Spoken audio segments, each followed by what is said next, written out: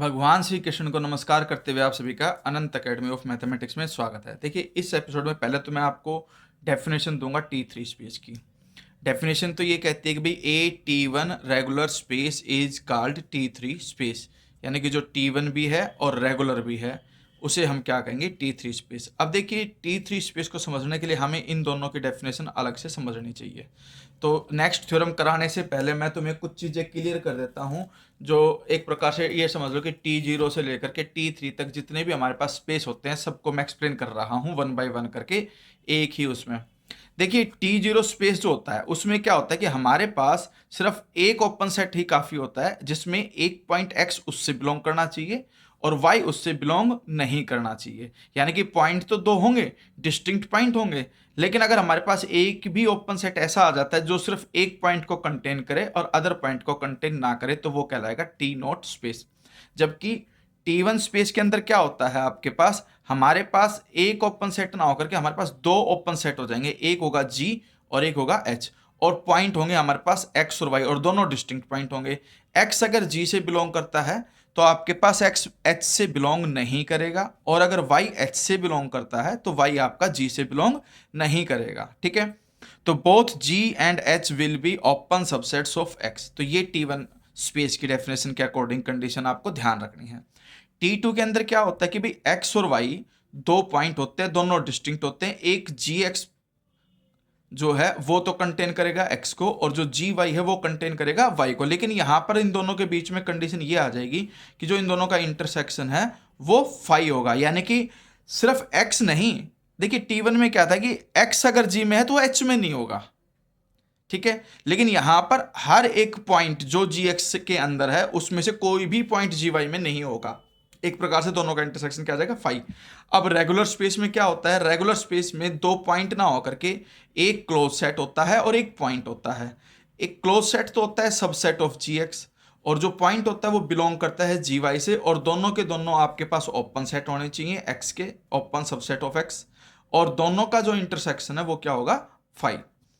अब ये T1 है और ये आपका रेगुलर, जब इन दोनों की कंडीशन सेटिस्फाई जहां होती हो उसे हम क्या कहेंगे, T3 स्पेस। तो ये मैंने सबका डिफरेंशिएट एक साथ कर दिया, अलग अलग डेफिनेशन मैं ऑलरेडी क्लियर करा चुका था एपिसोड वाइज। अब हम आते हैं थ्योरम पे कि भाई every T3 space is a T2 space, कि जो T3 स्पेस होता है वो T2 स्पेस भी होता है।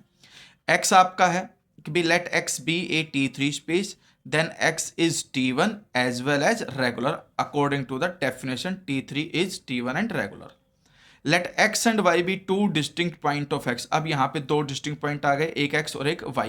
Since X is a T1 space, अब T1 space है तो इसलिए हमारे पास एक closed set आएगा, X is closed set, also Y not belongs to X. So by regularity there exist open sets GX and GY. Regularity के according हमारे पास दो आएंगे, जिसमें से एक तो इस क्लोज सेट को जो है वो अपने अंदर लेगा यानी कंटेन करेगा, इसलिए GX is super set of singleton set X, और दूसरे वाला जो GY है इसका मतलब होगा कि भाई जो पॉइंट Y है वो आपका GY से बिलोंग करेगा, और इन दोनों के बीच में जो इंटरसेक्शन होगा क्या होगा, वो फाई होगा। तो ये रेगुलरिटी की डेफिनेशन के अकॉर्डिंग कंडीशन आ गई।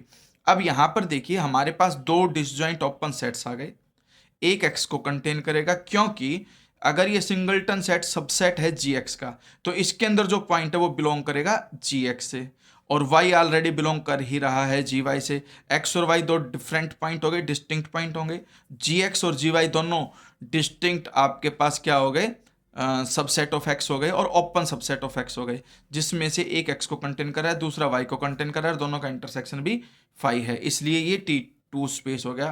क्योंकि T2 जो स्पेस है उसकी डेफिनेशन में यही होता है कि हमारे पास दो आने चाहिए, X अगर आपका GX से बिलोंग करता है तो आपका Y GY से बिलोंग करेगा, और दोनों का इंटरसेक्शन क्या होगा, फाई। ठीक है, और ये बस आप अपनी याददाश्त के लिए याद रखना हमेशा कि भाई every T3 space is a T2 space. जो T3 होता है वो तो T2 होता है, लेकिन रेगुलर स्पेस जो होगा हम उसे T2 स्पेस नहीं कह सकते, और T2 स्पेस जो है वो रेगुलर नहीं हो सकता। हमारे पास T2 स्पेस तभी बनेगा जब रेगुलर के साथ साथ वो T1 भी होगा, क्योंकि T1 और रेगुलर हो गया तो इसका मतलब T3 होगा। ठीक है, तो ये डेफिनेशंस मैंने अच्छे से क्लियर कर दी, T0 T1 T2 रेगुलर, और आपके पास T3, और उससे रिलेटेड मैंने एक थ्योरम करा दी।